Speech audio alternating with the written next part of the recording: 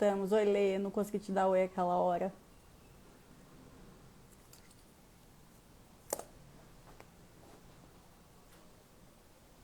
Bem-vindos de volta, pessoal. Ah, obrigada, Lê. Sarinha, saudade.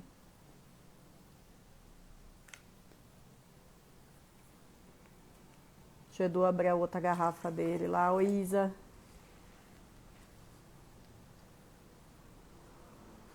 Gente, eu tô provando.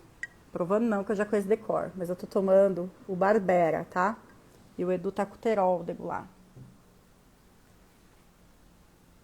Boa, Sara. Deixa o Edu voltar, a gente continua o nosso papo aqui. Vocês vejam que as perspectivas de um produtor pequeno que caminha de modo diferente são também diferentes, né, de olhar o vinho brasileiro, mas todo mundo muito contente com essa entrada do público brasileiro de verdade, querendo provar os novos vinhos, se permitindo conhecer os nossos rótulos. Ô, Túlio, é uma delícia esse Cabernet, né? Eu falei dele agora há pouco. Tá sem áudio?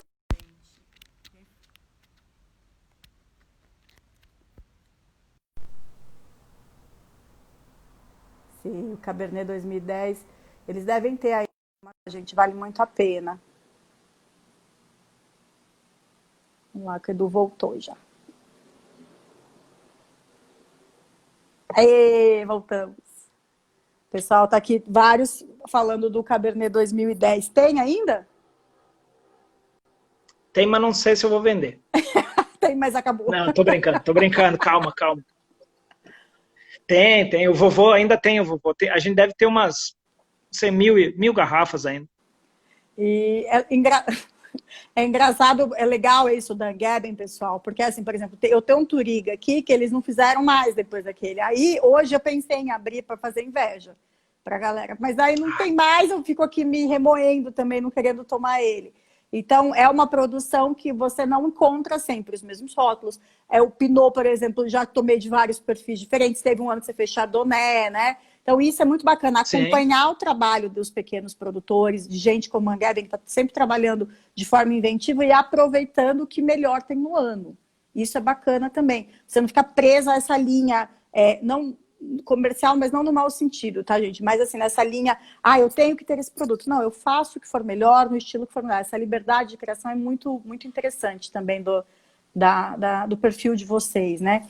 E você estava falando da questão do ano. 2020 foi incrível também lá na Serra do Sudeste, para vocês, nas uvas de lá, também foi bem bacana, né? Sim, 2020 é uma safra histórica, né? Eu acho que a de 2018 também foi muito boa, mas é importante sempre dizer que o que acontece quando a gente tem uma safra histórica? A média dos vinhos é que sobe. Então, por exemplo, a gente vai encontrar vinhos muito bons em vinícolas grandes também, em pequenas. A média da região é que vai crescer.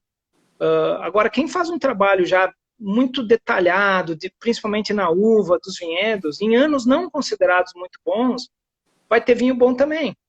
Então, o que vai se perceber na prática é que vinhos que até então não chamam tanto a atenção de algumas vinícolas podem vir a chamar a atenção. Então, prestem atenção, inclusive, nos vinhos desses anos de vinícolas grandes, que vai vir coisa muito interessante com preço muito competitivo.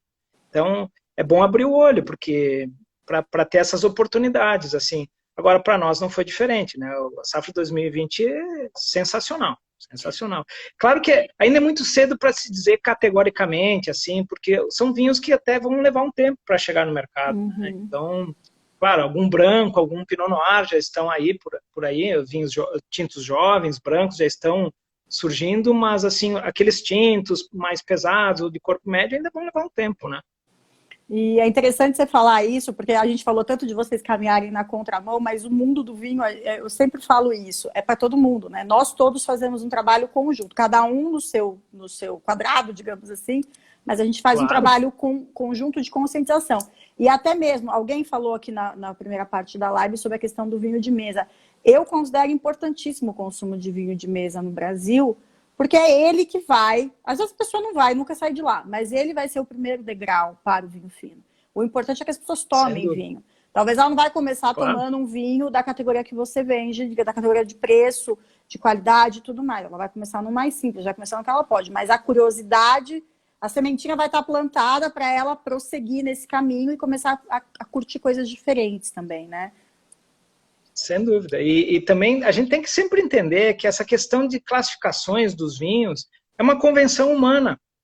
Então, quem é que determinou que a uva Vitis vinifera ela é mais nobre do que uma Vitis labrusca?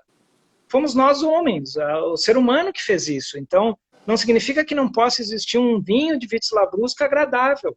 E tem um nicho de mercado. Eu não sei por que algumas pessoas querem proibir esse tipo de vinho. Claro, há interesses por trás. E aí que entra a disputa. Eu não vou dizer nem briga, que são os interesses de cada vinícola. Vinícolas pequenas têm alguns interesses, vinícolas grandes têm outras, quem disputa esse mercado de vinho de mesa tem outros interesses, e nós não precisamos ser inimigos. Acho que todo mundo trabalhando junto para o consumo do vinho, esse é o ideal.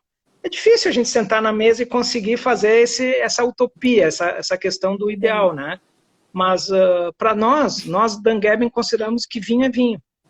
Então, não tem essa distinção assim, o meu vinho é melhor do que o outro, ou...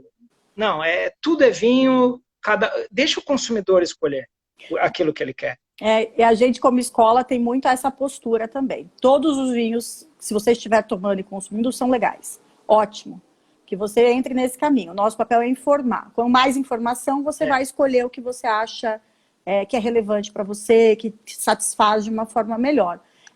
A maioria das pessoas começou em vinho de garrafão, em vinho colonial, ou da garrafa azul, como a Márcia está falando. E a gente foi mudando. Tem gente que não vai mudar? Tem. E principalmente o pessoal que não tem a capacidade, às vezes, a condição aquisitiva ou até o acesso à informação. Até nessa pandemia, as lives foram um jeito da gente aproximar o produtor brasileiro de todos os parâmetros de produtos dos nossos consumidores. Porque a gente abriu portas para pessoas que não tinham vitrine. Porque é muito fácil todo mundo falar assim, o fulano, nossa, é famoso, ganhou 100 mil pontos lá, não sei, num concurso, tem não sei o que lá. Mas as pessoas não entendem que a realidade do pequeno produtor não é essa de ficar correndo atrás de ponto. É de produzir com inventividade, de lutar contra condições adversas para fazer vinho bom. Aproveitando Sem isso, dúvida. Você manda vinho para concurso? Não mandamos vinho para concurso. Eu vou fazer um concurso aqui em casa, pode mandar uns para mim, se você quiser, eu vou avaliar. Não? A gente brinca muito que nós, por sermos uma vinícola muito pequena, a gente não precisa se moldar ao que o mercado determina. Veja bem, é porque nós somos uma vinícola muito pequena que nós agimos dessa maneira. Se nós produzíssemos 100 mil garrafas de vinho, não tenha dúvida que nós mudaríamos a estratégia. Nós seríamos mais agressivos no mercado, trabalharíamos com uma segunda linha, botaríamos nomezinho, tipo reserva, gran reserva, não sei o quê. Nós tentaríamos falar uma linguagem mais comercial, sem desmerecer, não estou querendo desmerecer a produção de ninguém. Só que nós escolhemos esse caminho de ser uma vinícola muito pequena e de tentar não ter que se moldar ao mercado. Mas assim, se eu fizesse 50, 60, 70, 100 mil garrafas por ano, eu já teria que uma fatia da minha produção eu conseguiria manter com a mesma proposta, mas eu não consigo produzir 100 mil garrafas e achar que eu vou vender isso tudo para consumidor final, né? E ainda conquistando o consumidor aos pouquinhos, no trabalho de formiguinha. Não, aí é necessário ser mais agressivo no mercado e falar uma linguagem mais comercial, né? Hoje a gente faz dessa maneira porque é desse tamanho aqui, que nem o salário do professor Raimundo. Eu falei do negócio do concurso aí, teve umas 50 pessoas falando que vão participar, que vão ser juízes. A China já sugeriu o seu Descorteados da Coreia, que ela vai presidir. A turca já disse que é juíza, já está todo mundo querendo participar do meu concurso de vinhos aqui. Mas eu tenho uma dúvida com relação à turca. A turca é turca ou ela é síria? Ela é libanesa. Libanesa. A turca é famosa já, aquelas lives famosas no Vale dos Vinhedos, famosa no mundo do vinho. Logo ela vai conduzir uma live. Beijão, turca. E uma outra coisa que eu ia te perguntar. O que a Fer está falando? Não ouvi. Uma outra coisa que eu ia te perguntar. Então, dessa questão, estão me mandando mensagem aqui no WhatsApp falando para eu te perguntar da salvaguarda. O povo não quer mandar aqui. Mas é um assunto até que eu acho importante a gente falar também, porque no começo do ano teve de novo essa polêmica, no começo da pandemia, né? De novo, dessa polêmica a gente conversou a respeito, porque essa questão da proteção excessiva ao produto brasileiro, você acha que se faz necessário? Ou você, pela sua experiência de um trabalho totalmente focado, autônomo, realmente, porque eu sei que você é desvinculado de qualquer associação, funciona? A gente precisa... Porque assim, só uma coisa, a nossa lei é bem protetiva quanto à qualidade. A gente até fez uma live com a Letícia da Miolo sobre a questão de a pontuação de qualidade em termos enológicos, de proteção de termos alimentares e tudo mais. Mas quanto à proteção de mercado, a gente tem alguns probleminhas realmente que a gente acha que a gente poderia ser mais privilegiado, principalmente quanto à questão tributária. Mas você acha que pelo trabalho que você tem, e por ser um trabalho tão pequeno, onde a gente até pode ter um parâmetro mais fácil de avaliação, você acha que isso seria benéfico para a gente ou não? É possível fazer o mercado crescer com a força da qualidade do produto e do trabalho dos produtores? Eu acho que a salvaguarda, a proteção não é bem-vinda. Ela não estimula a melhoria do mercado. Então, é um guarda-chuva de proteção que não é benéfico, no final das contas, para o mercado, né? Nós acreditamos muito nessa questão da qualidade e da diversidade dos vinhos. A gente chegou a comentar naquela época o que aconteceria se a gente simplesmente coloca algum tipo de barreira, seja ela impostos, como foi uma tentativa agora, recente, ou numa tentativa mais grave, como foi da outra vez. A outra vez, aquela outra tentativa de salvaguarda, ela foi muito mais nociva, a tentativa. Ela não pregava aumento de impostos, ela pregava a restrição por cotas.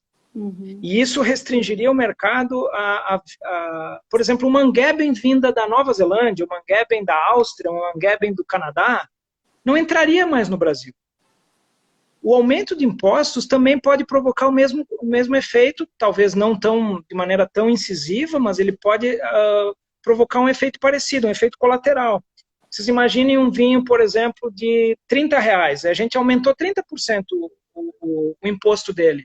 O impacto disso, no preço final, não é tão grande para o comprador. Vamos dizer, um vinho que passou de R$27 e passou para 32, 33. No final das contas, não faz muita diferença para quem está comprando esse tipo de vinho. Uhum. Agora, vocês imaginem um vinho de valor bem maior, de R$70, de R$100, um aumento de 20 e tantos por cento, 30% de impostos. Alguém vai deixar de comprar esse vinho para comprar um mais barato. Então, nós vamos nivelar o mercado por baixo. Então, isso seria a minha maior preocupação. Então, a gente sempre brinca, né? A gente já comentou várias vezes que para nós não interessa a origem do vinho. O que interessa é valorizar a qualidade, independentemente de onde ele vem. Então, eu sempre vou querer que o mercado tenha vinhos de qualquer região do mundo, mas que sejam de qualidade, porque isso é benéfico para o mercado. O consumidor fica mais exigente. Né? Ele regula o seu paladar por cima e não por baixo. Vocês imaginem só os reservados da vida entrando no Brasil. Então, vai deixar a gente sempre no mesmo patamar. Não estimula nós, produtores nacionais, a melhorar, né? E o consumidor vai ficar preso a um vinho mais raso, né? Eu prefiro qualidade. Então, eu não vejo como proteções desse tipo como benéficas para o mercado. Ela pode ser até um paliativo ali, a curto prazo, mas eu acho que deixa a gente numa zona de conforto muito perigosa. E o Túlio até apontou uma coisa que eu acho interessante, que um dos nossos maiores problemas é o descaminho, a entrada ilegal de vinhos no Brasil, e não a importação legítima, porque a importação de produtos de qualidade, na verdade, nos dá parâmetros. Eu sempre falo em aula que a gente só aprende a avaliar um vinho quando a gente tem uma referência. Se eu só tomei a mesma coisa sempre, para mim aquilo é bom. Quando eu tomo o melhor, eu falo, nossa, mas é diferente daquele. E vou aprendendo a expandir meus horizontes. Então, até alguns colegas que estudam com a gente, que moram em países vizinhos, falam da ampla possibilidade que a gente tem. A gente tem importadoras que trazem produtos dos países mais distintos. Aqui você acha vindo da Geórgia, de tudo quanto é lugar. Da Argentina, do Chile, da Nova Zelândia, da Austrália, Estados Unidos, qualquer lugar você acha vinho no Brasil. E isso facilita muito. Para lá, é caro? É caro. É caro. Mas também, para a gente viajar também é caro, para ir tomar lá é caro, tem tudo isso. Dentro da nossa realidade, isso é um complicativo realmente, porque a gente é pobre. A gente é pobre, nós estamos aí, nós estamos aí com o nosso dinheiro desvalorizado. Mas é interessante para a gente nesse aspecto, eu também concordo. Sim. Mas essa questão do caro, eu sempre digo o seguinte, não adianta a gente ficar também reclamando. É caro, não compra, né? E vai buscar aquilo que atende o seu bolso. O que a gente vê é que nas redes sociais também há muita discussão inútil. Inclusive, muitas vezes, esse tipo de discussão, até da própria salvaguarda também, tem coisas que... Aquela velha história, roupa suja se lava em casa. Muitas vezes a discussão da internet, as pessoas querem expor, porque o vinho brasileiro precisa de mais patriotismo, consumidor brasileiro, precisamos de uma proteção, e tem coisas erradas vindo de fora? Sim, tem coisas erradas vindo de fora. Tem questões de água no vinho vindo de fora, tem questões de rotulagem, que as exigências para nós pequenos é muito grande, e para vinícolas grandes do Brasil e para vinícolas de fora, às vezes, não tem a mesma exigência. Então, tem coisas erradas, sim, mas eu acho que a rede social talvez não seja o melhor ambiente para se discutir isso. Com certeza não. E há uma tendência muito forte das pessoas querer esse comportamento bélico, uns contra os outros.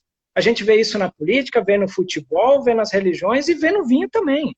Então, os cidadãos estão todo mundo brigando entre si e acha que a rede social vai resolver. Não vai resolver nada. A gente vai discutir, tu acha que alguém de algum instituto do governo, algum órgão governamental vai se basear naquilo que está na rede social? Meu Deus, a queixinha de internet, isso aí estamos fora.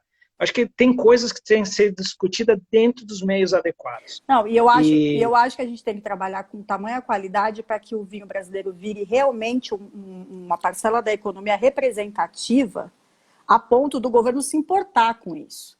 Porque é muito diferente o que acontece aqui, que a nossa indústria do vinho não é prioritária. Ela é uma indústria minúscula perto de outros setores. Então tem pouca força. Agora, realmente, coisa por baixo dos panos, ou coisa, briguinha de internet, sempre falo isso, eu tenho pavor de gente que polariza esse tipo de coisa. Gente, é para beber vinho, bebe o que você puder pagar, o que você achar que está dentro do seu estilo de vinho. E o nosso papel é sempre isso, estimulando as pessoas a conhecerem mais. Eu também sou muito contra esse patriotismo exacerbado, porque tem muita coisa ruim aqui também, assim como tem na França, como tem na Itália. Sem dúvida. Então a gente não pode ser bairrista com essas coisas. A gente tem que, na verdade, abrir espaço para que as pessoas conheçam e, a partir do conhecimento, elas se estimulem a aprovar, tenham curiosidade sobre aquilo. Mas tem gente que, por exemplo, é taxativa, mas vinho brasileiro não presta. Isso passou um pouco, agora eu vejo de uma forma um pouco menos gritante, mas aconteceu muito já em aula. Daí a gente serve às cegas, a pessoa se surpreende e fica com vergonha de ter gostado. Isso é o fim do mundo. Sim. É a nossa síndrome de cachorro vira-lata. Por outro lado, a pandemia, pelo que a gente vê, até mesmo até pelas nossas audiências e tudo mais aqui nas lives, o pessoal fazendo contato, a gente vê que as pessoas estão mais oportunizando mais o vinho brasileiro em suas taças. E isso é interessantíssimo. Porque antes tinha gente que simplesmente não tolerava a ideia de tomar vinho nacional. Acho que realmente foi um ano, talvez, muito expressivo, porque se falou muito em safra espetacular, apesar da gente ainda não estar com todos esses vinhos no mercado, mas o fato da gente estar em casa também facilitou. Eu ouvi de muita gente que estava aproveitando que estava em casa para provar vinho brasileiro, como se isso fosse uma vergonha fazer fora. Então, assim, a ideia realmente da gente mostrar a opinião de vocês é mostrar que a gente não tem que enfiar todo mundo no mesmo balaio quando se fala em produção. Tem vinho bom, tem vinho ruim, tem produtor que trabalha debaixo dos panos, tem produtor que trabalha super aberto, tem produtor inventivo, tem produtor que vai fazer o mesmo vinho sempre porque é a parcela de mercado que ele atende. E a gente tem que dar vitrine para todos vocês, né? O pessoal por exemplo... Pode falar, desculpa. Uma vinícola grande, que às vezes o pessoal também tem bastante preconceito com relação a vinícolas grandes, né? Poxa, tem vinícola grande produzindo produtos excelentes. Tá? Eu poderia dar inúmeros exemplos de vinhos de ótimo custo-benefício de vinícolas grandes. E E eles têm um papel social importantíssimo. Sim. Olha quantos empregos eles geram, olha quanto imposto é recolhido pelos grandes. Nós, pequenininhos, mexemos com essa questão, muitas vezes, de ser uma vinícola autoral, e de ser mais inventivo. A gente puxa o mercado, a gente provoca o mercado, cria coisas novas, né? Todos os vinhos, de todas as categorias, de todos os posicionamentos do mercado, eles são fundamentais. O mercado não pode existir só com vinícola autoral, ou só com vinícola média, ou só com vinícola grande. Todas são importantes.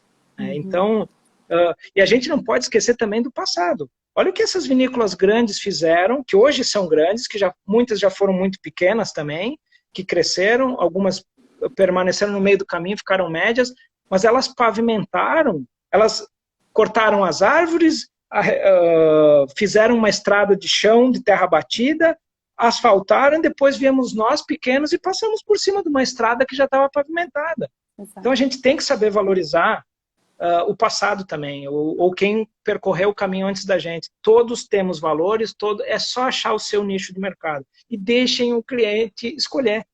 É o cliente que decide no final das contas. Eu falo bem isso, do papel social das grandes. E outra, eles têm a facilidade que vocês não têm da distribuição.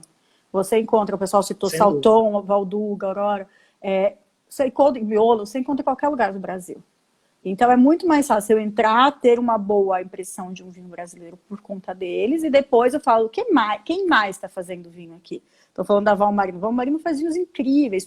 Tem muitos pequenos produtores, médio porte ou grandes, que fazem vinhos maravilhosos. E tem muita coisa ruim em todos também, como todo mundo tem. Claro. Então a gente tem que parar com essa coisa xiita realmente de essa questão do vinho bom, razoável, regular, ou do vinho excelente, é como tu chegou a comentar antes, todos os países têm isso. O Brasil não é diferente. Eu quando fiz estágio na França, na região de Bordeaux, um professor meu, ele dizia 5% dos vinhos franceses fazem a fama dos outros 95%.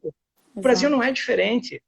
Claro, a gente tem que quebrar esse preconceito que existe com o vinho brasileiro, mas isso está acontecendo já. O vinho brasileiro está conquistando o seu mercado, mas é isso aí, a gente tem que valorizar todo mundo e deixar o cliente escolher. E outra coisa, a gente nem sempre vai tomar vinhos de valor agregado, tem horas e locais e contextos para se beber vinhos mais simples. Muitas vezes, eu não vou tomar um teródigo como esse na beira da praia. Nada impede, mas não é o vinho que eu escolheria.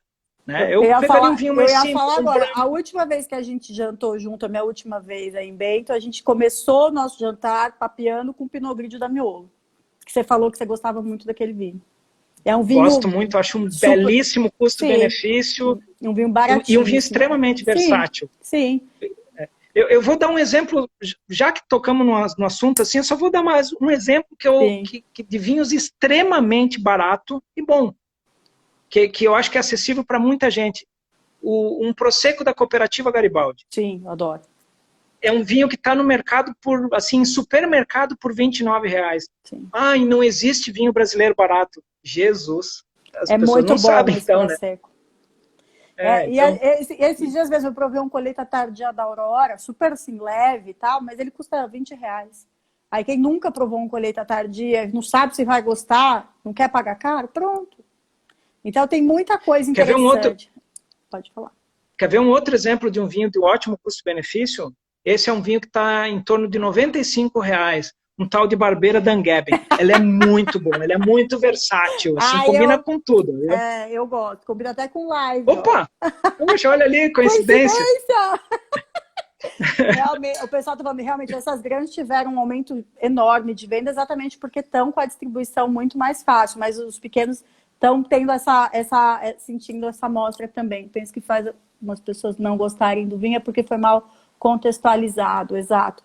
Tem muita gente que tomou vinho brasileiro uma vez lá atrás, teve uma experiência ruim e nunca mais quis tomar. Mas às vezes toma importados que referencialmente estão muito abaixo da qualidade de um vinho simples brasileiro. Dúvida. Então é esse preconceito que a gente tem que realmente trabalhar e fazemos esse trabalho de formiguinha mesmo. Mas agora vamos falar daquele momento delicado. Qual o seu filho favorito entre seus vinhos? Tem? Depende muito do contexto. Além do Marvin. Depende muito da... Além do Marvin. Além do Marvin. Ele não, mas eu tenho muito essa questão, eu considero vinho muito parecido com quando se trata de comida. Às vezes eu quero uma carne, às vezes eu quero um peixe, às vezes eu quero uma pizza, às vezes eu quero um risoto. Por que eu vou me prender a beber sempre sempre o mesmo estilo de vinho?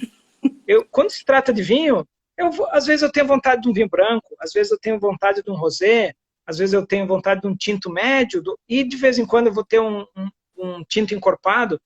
Agora, a gente percebe, quem está lidando com o mercado há tanto tempo quanto nós, a gente percebe que existe uma diferença do comportamento do consumidor conforme a frequência com que ele bebe vinho. Então, por exemplo, se tu é um consumidor só de final de semana, tu toma vinho só de final de semana, a tua tendência é tomar vinhos mais concentrados, mais intensos, né? Vai buscar uma experiência muito marcante. Agora, se tu começa a beber vinho todos os dias e com uma frequência muito grande, tu vira alcoólatra. Não, tô brincando.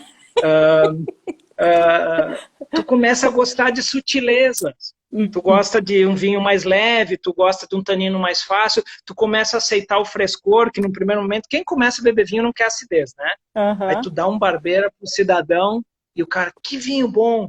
Mas daí a gente pergunta, mas por que tu não gosta de acidez? Porque me amarra a boca. Não, amarra a boca não é acidez. Não é acidez, A acidez vai te provocar salivação nas laterais da língua. É outra coisa. As pessoas elas confundem um pouquinho algumas sensações, elas não sabem descrever aquilo que estão sentindo muitas vezes, né?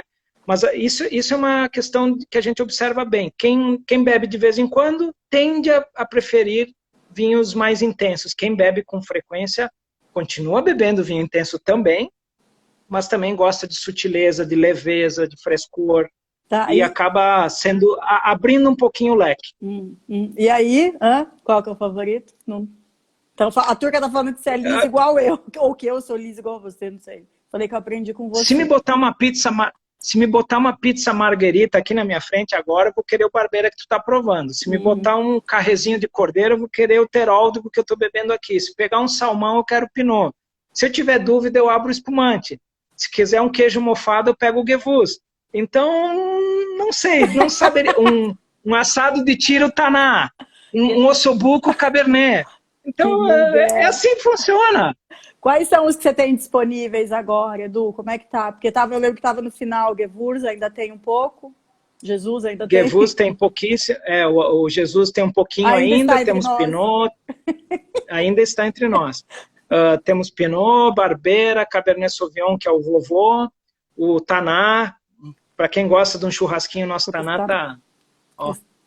Esse Taná é bom demais. O Teroldigo, não gosto muito de falar dele, não quero vender muito.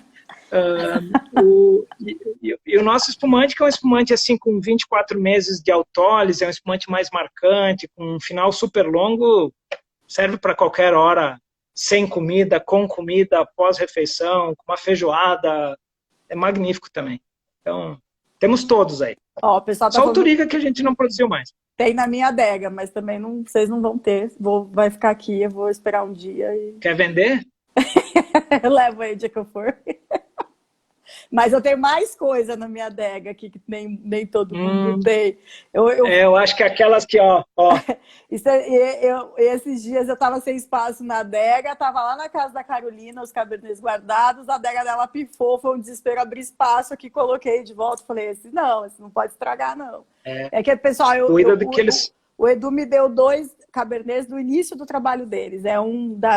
São 3 safras, né? Mas é do começo da década de 2000 e o outro é de 2004, se eu não me engano, né? Isso. Aquele sem safra são só 2 safras. São 2, É 2000 com 2001. E o outro é 2004. Cuida que é o Matusalém e outro personagem antigo da Bíblia. Cuida bem deles, hein? O pessoal tá falando que vocês têm que abrir um e-commerce para facilitar. Qual que é o e-mail para fazer contato com vocês, para fazer as compras?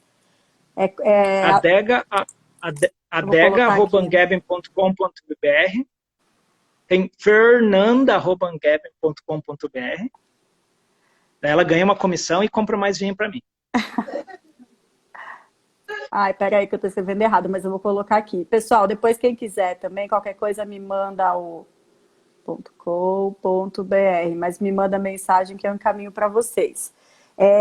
E pode mandar também, pode mandar por Instagram, por Facebook, a gente vai acabar dando jeito. Não é um motivo para não comprar, né? Não, a gente gosta de ficar um pouquinho escondido porque a gente se faz um pouco de difícil também, né? Então é um charminho que a gente faz, aí senão a gente fica muito assim na vitrine, não é muito legal.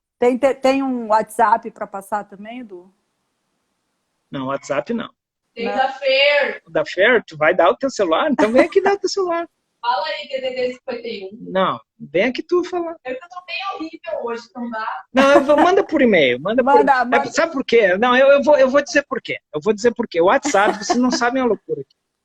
Não, esses dias um restaurante que tinha o meu celular, numa sexta-feira de noite, quase 11 da noite, queria que eu fosse lá no restaurante para explicar para um cliente que o vinho estava diferente da safra que ele te conhecia. Me solicitando. Tem cara que me pede no sábado de noite vinho. Assim, ó, vocês não fazem ideia do que é no WhatsApp. Eu sei e tem caras que... Daí, quando eu não respondo, os caras começam a mandar áudio. E assim, teve uma noite que foram 20 mensagens. O cara insistiu. Um lojista do Rio de Janeiro, insistindo. Eu digo, mas o cara tá louco. Né? Não é possível. Ele não trabalha em horário comercial. O que acontece que é só de noite que funciona o WhatsApp dele, né? Então a gente passa a não ter vida, né? Então, tá por isso que a gente limita muito essa questão do WhatsApp aí. Então, gente, é por e-mail, ou então vocês mandam mensagem pelo Facebook ou pelo Instagram dele. Mas pode ligar também na vinícola. Sim. Pode ligar na vinícola. 5434591261 também funciona. Se a gente não atender, é porque a gente está atendendo os clientes. E, Edu... Fernanda Robangueben. Já dei o teu. Esse é mais efetivo. fernanda.robangueben.com.br. E, pessoal, o pessoal está comentando aqui embaixo sobre a questão das visitas. Realmente, não dá para ir na Serra Gaúcha sem passar pela Angueben. A gente, até quando eu levo aluno ou quando amigos vão pela primeira vez, às vezes está acostumado com as instalações muito grandes, luxuosas, aí vai entrando assim, fala, nossa, o que é isso? E de repente já está abraçado com o Ser da Lêncio, né? Porque a gente podia abraçar, né? Já está abraçado e está falando, aquela coisa, porque é um lugar que a gente se sente em casa. As histórias, o Ser da Lêncio conhece como poucos a história do vinho brasileiro. Sempre tem alguma coisa relevante para contar. E é sempre nesse mesmo espírito aí do Edu, de compartilhar as coisas, de não falar mal de ninguém, que eu acho isso importantíssimo.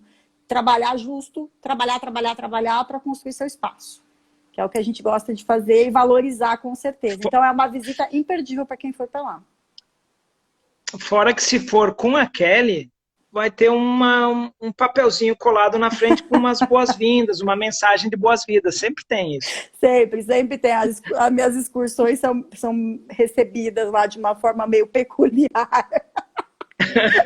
E hoje está fazendo 3 anos que eu fui de surpresa lá e foi quando eu conheci a Fer. Né? Que hoje eu compartilhei a Fer. Edu, mas ó, vou te liberar aí para você terminar seu terólogo também. Pessoal fez algumas perguntas, mas a gente foi respondendo aqui no contexto. Acho que a participação foi super bacana para a gente apresentar vocês para quem ainda não conhecia. É bacana que muita gente pergunta realmente essa questão da distribuição, acho que isso ficou bem esclarecido. E a gente tem que incentivar também as pessoas a conhecerem a Serra. O vinho não é apenas uma bebida, ele envolve toda a cultura, o envolvimento com as pessoas que o produzem. Então, o enoturismo também é um jeito de se entender o vinho, de se compreender a história. A nossa história do Brasil é pequena ainda com relação a vinhos, mas acho que vocês fazem isso muito bem, passam muito bem essa legitimação que vocês carregam do pequeno produtor, do cara que está batalhando. Eu gosto daquela frase que você fala, que é fácil ganhar dinheiro com vinho, difícil são só os 100 primeiros anos, né? Os 200 primeiros anos? 200, só os 200. Não, mas isso, Kelly, já é passado. Na verdade, vinho dá muito, muito dinheiro, né? Após os primeiros 200 anos que a gente ganha dinheiro, mas isso já está meio ultrapassado. O fato é o seguinte, que a gente vende vinho. Caso a pessoa não goste, não tem problema, a gente bebe todo só. Então, hoje a frase é essa. Isso aí. Ó, todo mundo agradecendo aqui, falando que adorou. E eu te agradeço um monte. Ai, pessoal, quer live com o Gebão. Eu quero ver, a gente conseguiu uma live com ele. Mas a gente... lá quem voltou! A família. Marvin Angeben, Fernanda Angeben. Não é a cara do pai? É a cara. Moreno, narizinho curto, a cara do pai, ó. Mas ele emagreceu da última vez que eu vi ele. Ele tá mais... Não sei. Tá mais fininho, tá até se mexendo ali um pouco. A última vez ele faz um milhão. Obrigada, Edu, pela disponibilidade. Um beijo para todos vocês, para toda a família. Pessoal, as lives vão ficar salvas aqui. Nosso próximo encontro é quinta-feira. Eu vou estar com o André, que é um especialista em regulação vitivinícola. A gente vai falar um pouquinho sobre essas coisas, inclusive na contramão desse assunto, dessa liberdade de falar em regras de produção. Vamos falar da questão de como isso pode ser relativizado, dessa questão dessas garrafinhas que estão sendo usadas. Tem muita gente fazendo garrafinha no fundo do quintal, aí cuidado com isso. E, enfim, vai ter um papo muito bacana sobre como nasce uma DO, o quão isso é importante ou não para a produção de vinhos, tanto no Brasil quanto no mundo. Então, eu espero vocês, quinta às 8h30 e sexta, meio-dia, Lins Bajos, falando de produção de Bordeaux com o professor Luiz Felipe. Tem um pessoal falando que está indo aí beber seu Terol, igual. Tranca a porta. Maravilha. Edu, beijo. Então, tá. Tchau. Obrigada. Tchau. Beijão, obrigado pela oportunidade. Um beijão pro povo de Londrina, pro povo de Catanduva. Beijão especial para eles. Beijo, gente. E viva o Tubarão! Vai, Corinthians. Não, Corinthians não. Corinthians aqui, ó, tá entalado. Beijo, tchau. Obrigadão, Kelly. Obrigadão, beijão.